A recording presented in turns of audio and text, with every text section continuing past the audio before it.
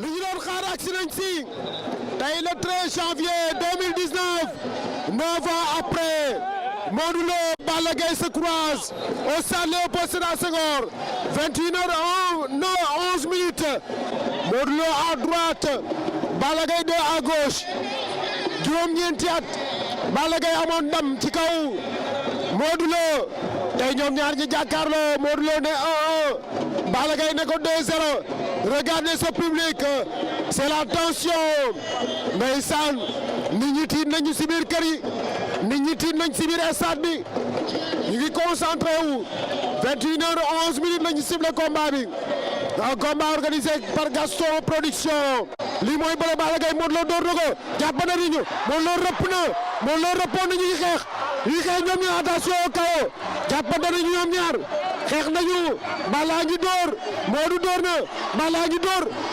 door la ilaha illallah 1 minute ñu jàppante Balla ngi door Modou ngi door ñu ngi raag ñoom ñaar ñu ngi ñamante ñoom ñaar la ilaha illallah ardo dana am nag ana ardo bi Modou ngay xalaat de Modou ngi xalaat Modou day jël tànk bi wala Modou mi ngi ci suuf Modou li muy def wóor na la ilaha illallah Balla tooñ na ko la ilaha illallah Balla Gaye daan na Modou Lo Balla Gaye daan na Modou Lo 2-0 en 5 minutes Balla Gaye qui terrasse Modou Lo encore une fois Balla Gaye daan na Modou Lo la ilaha illallah daf ko yëkkati samp bopp bi Aziz Ndiaye kii jubil Aziz Ndiaye ngi jubilé boobu Baye Ndiaye gaay jël fi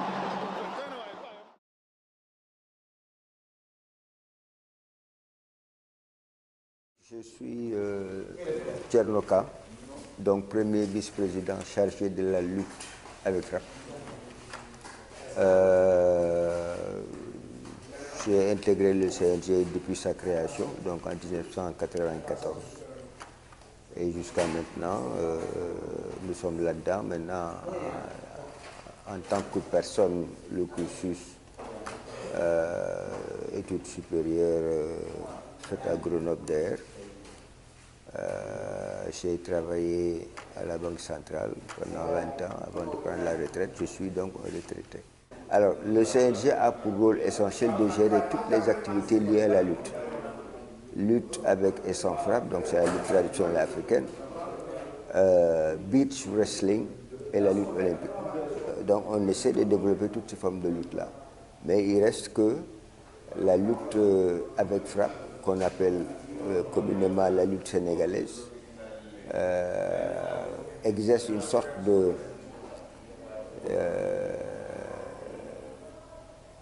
d'envahissement de toutes les activités de lutte parce que c'est cette forme de lutte-là qui bénéficie d'une très forte médiatisation.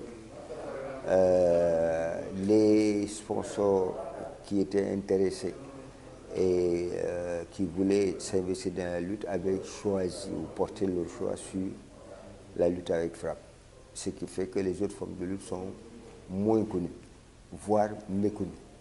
Il y a des endroits qui n'étaient pas consacrés à la lutte au départ, parce que c'était pour l'essentiel du terrain de football et terrain de handball qui subissait quelques aménagements pour permettre à la lutte de s'y développer.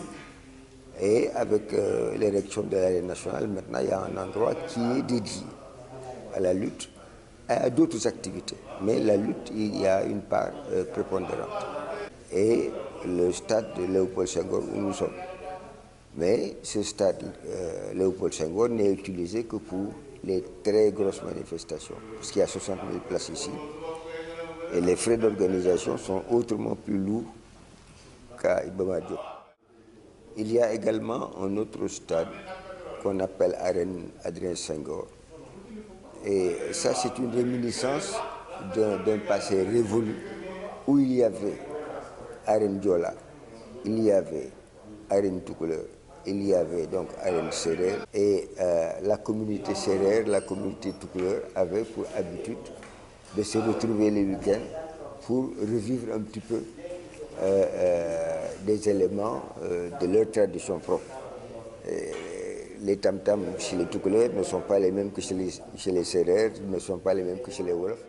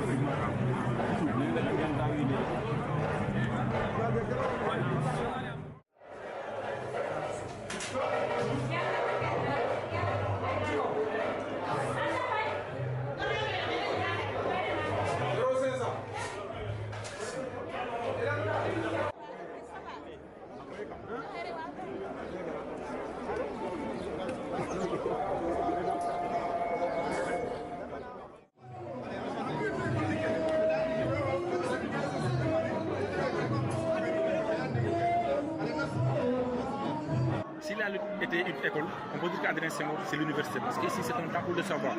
Tous les grands champions que tu entends, la plupart de ces champions sont passés par ici. Parce qu'ici, c'est la lutte simple. Ici, tu vois, il y a beaucoup de lutteurs qui viennent ici pour compétir. Au minimum, on doit avoir 64 lutteurs. Dans ces 64 lutteurs, tu dois combattre, arriver à quart de finale, demi-finale, à finale. Et maintenant, ici, pour pouvoir avoir la notoriété ici, il faudra être un champion, il faudra être un féru, il faudra être un gladiateur pour pouvoir réussir cela. C'est pour cela ici, tous les week-ends ou bien tous les dimanches, tu vois les champions venir ici, de tous les recoins du Sénégal pour pouvoir venir compétir. Tu peux entendre des champions dans les sous-régions, Fatick, Kaolack, Ziguinchor. Mais pour être un champion, pour être un grand champion reconnu, il faudra venir ici à l'Adrien Senghor, participer et pouvoir remporter au minimum 2 à 3 trophées. Ici, tu vois les gens venir de partout. De partout, les gens viennent ici tous les dimanches pour pouvoir contempler ce qu'est la lutte traditionnelle, la lutte pure, ici à l'Adrien Senghor. C'est une discipline populaire que ce n'est pas seulement à l'Adrien Senghor, mais partout dans le Sénégal, tous les week-ends, il y a la lutte. Et c'est qu'Adrien Senghor, c'est le centre.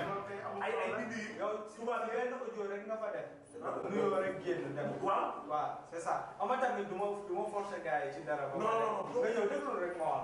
Par exemple, tu es connecté au Taïba et Souba. Est-ce que tu comprends? Madame, vous participez du groupe activement.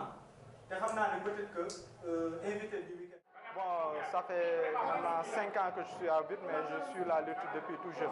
On est impatient d'entrer dans l'arène, de voir cette ambiance à l'intérieur. Vraiment, c'est quelque chose d'extraordinaire qu'on vit à l'intérieur. Quand on enfile ce blason-là, on doit être neutre avant tout. Aussi, c'est une fierté pour nous aussi de départager les lutteurs tout en sachant qu'on a l'esprit tranquille parce qu'on a pris la bonne décision.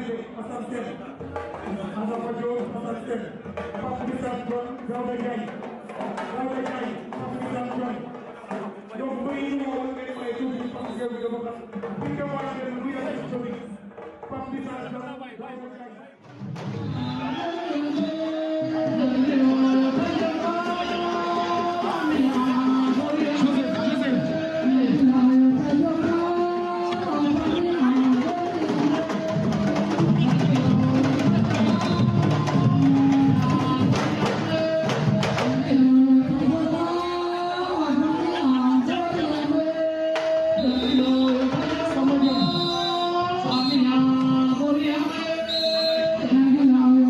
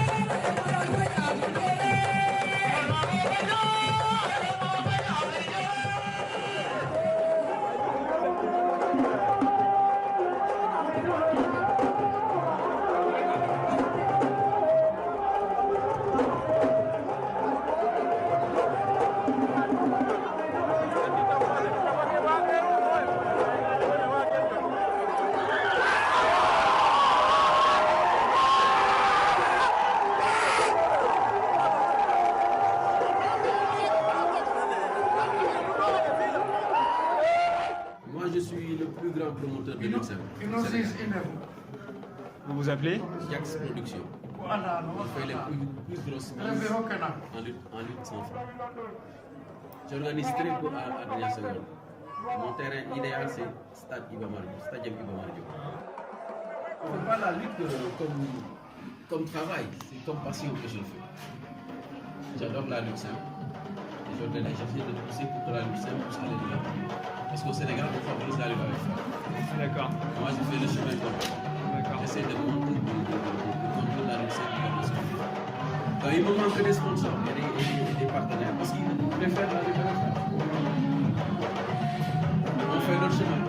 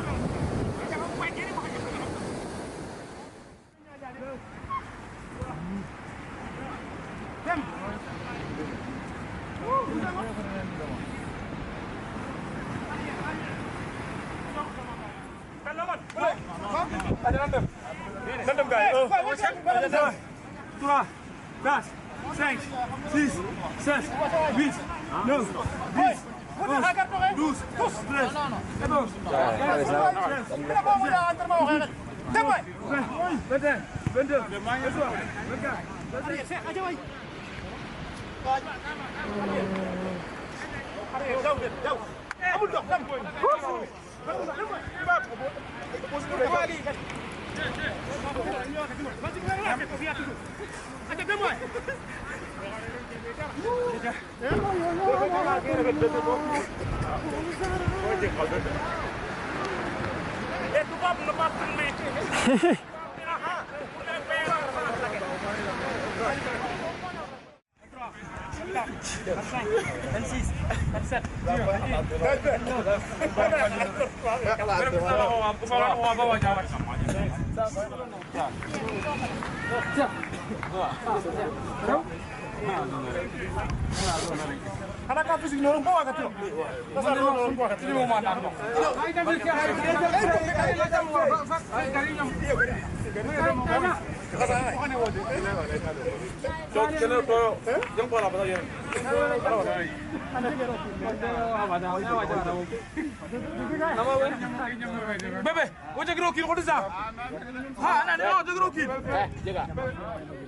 on y va, c'est partout.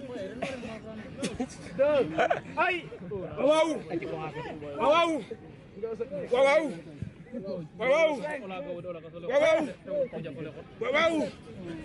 Waouh.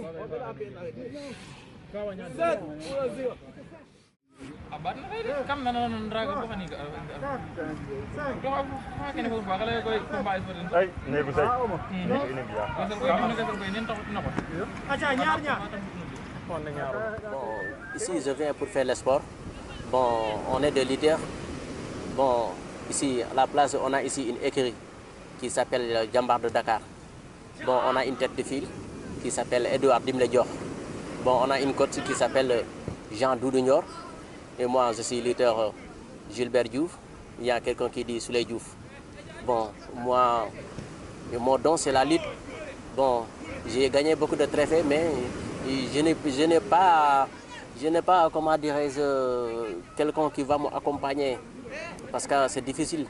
On est chaque jour, je vais au travail, je descends et je viens ici à l'entraînement. C'est quoi ton métier du coup Mon métier, c'est la lutte. Je suis chauffeur aussi parce que j'ai fait travailler avec l'RFI, Radio France Inter.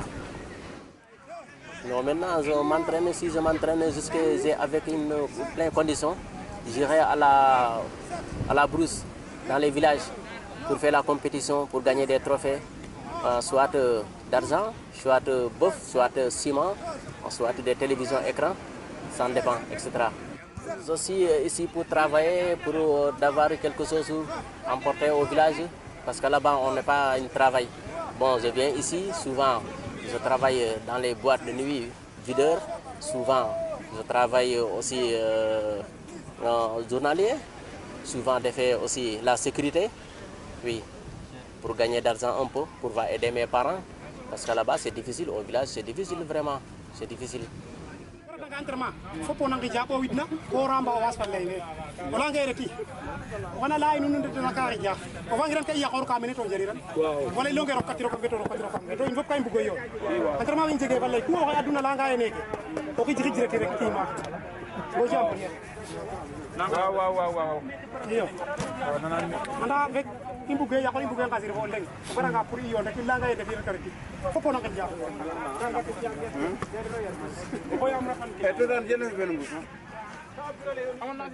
J'ai une combat à Ndiarem, à Kaolack, une village qui s'appelle Oulel. Oui. Bon, mais la lutte traditionnelle, c'est plus beaucoup. Et c'est plus gentil, la lutte traditionnelle, tellement agréable.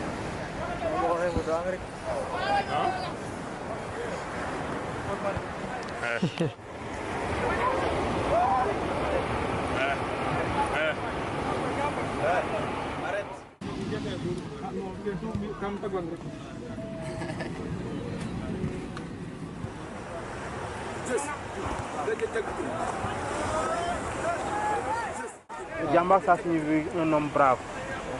Ah. En sérère ou en wolof? En wolof, Jambar. Même nos militaires, on les appelle Jambar. Et Jambar. Jambar, ça signifie quelqu'un de brave. Pourquoi? Si tu es brave, tu sais faire la lutte. Un lutteur doit être brave. Parce que c'est dur la lutte. C'est dur la lutte. Parfois, tu pars dans les compétitions, il y a plus de 100 lutteurs. Vous luttez jusqu'à ce que 2 personnes aillent en finale. Et que tu prends ça. Ça, si tu n'es pas brave, tu ne peux pas faire ça. Bien sûr. C'est pourquoi on a choisi le nom de Jambar, qui signifie la bravoure. Ça fait combien de temps qu'elle existe cette écurie? Bon, ça fait actuellement, on est à notre 4e année. Ouais. à notre 4e année. L'année passée, on a eu 5 combats. Les 4 ont gagné, l'un on l'a perdu par décision arbitrale. On a eu pratiquement 4 victoires. Chaque année, les jeunes luttent, mais à chaque fois, Dieu merci, on gagne un combat. Et cette année-ci, on n'a pas encore commencé, mais peut-être après le Ramadan, on a des combats en prévision.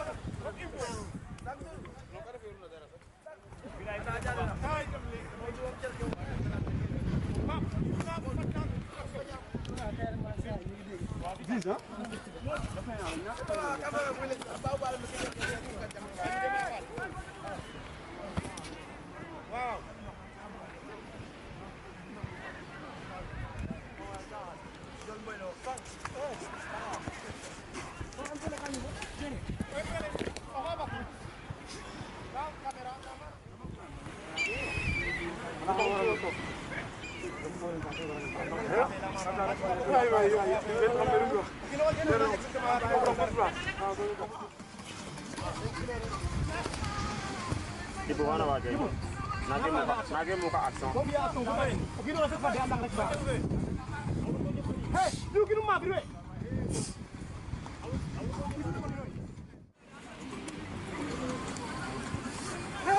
Wah, aja ajen ini.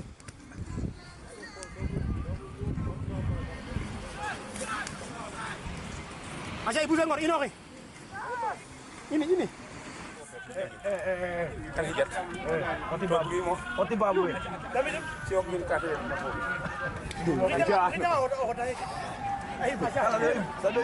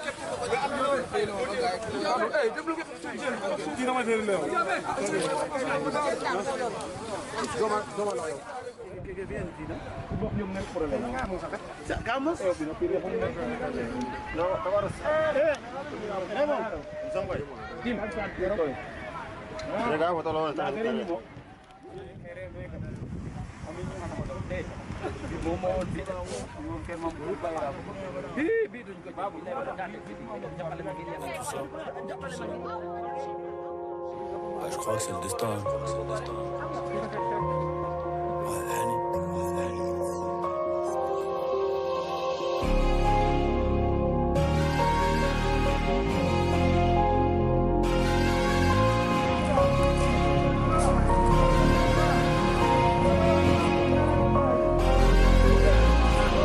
Défoncé d'après les analyses. Tu veux savoir ce qui s'est passé depuis? Je te dirais que je vois plus beaucoup la famille et qu'il faudra 10 millions pour me rassasier. Rouge ou noir, je suis dans le casino. Je n'ai pas du tout besoin d'alliés.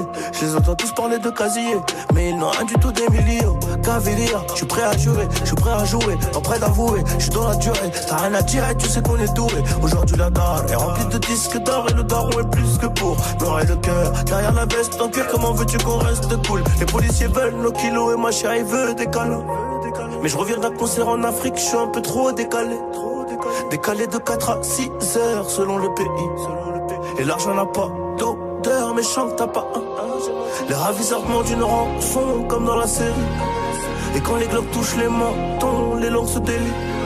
Le respect c'est coûteux comme la cam. J'ai rêvé d'être foutu comme Beckham. La chétane, la vengeance est glacée et le casque est intégral. Je suis dans le placement, t'es dans la perte. Je suis dans le classe 1 ou dans le classe E. Et puis j'ai trouvé ma place au milieu des singes, au milieu des hages. Au briquet j'ai gravé mon blaze dans l'escalier. Trop de poids sur le dos, bientôt la scoliose. Regarde-nous dans les yeux si tu veux parler affaires. Sinon ça vaut R, Paris, Rotter. Allez R, allez. Transforme la BR en chiffre d'affaires, mon frère. Tu connais le danger, tu connais aussi le prix chez D&G. Employé deviendra PDG, classe business à CDG. Le savoir est une arme et j'avais des munitions plein la tête. Et si t'es prêt à gagner, c'est que t'es prêt à perdre. C'est nos vies qu'on joue gros, donc je suis toujours au fourneau. C'est la frappe que l'on fournit, et le vase tient qu'à une goutte d'eau. Le savoir est une arme et j'avais des munitions plein la tête. Et si t'es prêt à gagner, c'est que t'es prêt à perdre. C'est nos vies qu'on joue gros, je suis toujours au four, c'est la frappe que l'on fournit. Et le vase tient qu'à une goutte d'eau.